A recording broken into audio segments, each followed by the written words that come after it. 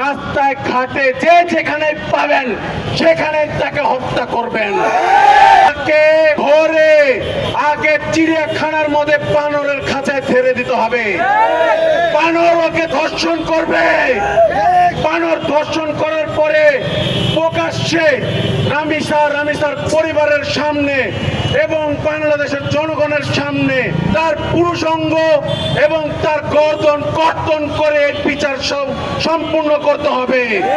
এবং আমাদের ছোট ছোট বোনদের ধর্ষণ করছে, গলা কর্তন করছে, কেমন জুলুমবাজ সে যেই কোন দলের হোক, সে যেই দলের অন্তর্ভুক্ত হোক, তাকে প্রকাশ্যে দিবালোকে রাস্তায় ঘাটে যে যেখানে পাবেন সেখানে তাকে হত্যা করবেন।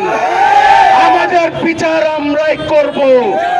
এবং যে হত্যাকারীর নাম আসতেছে সে যদি অবশ্যই এই রামিসার হত্যার সাথে জড়িত থাকে, তা আমাদের বিচার আমরা বাংলাদেশে করব ইনশাআল্লাহ।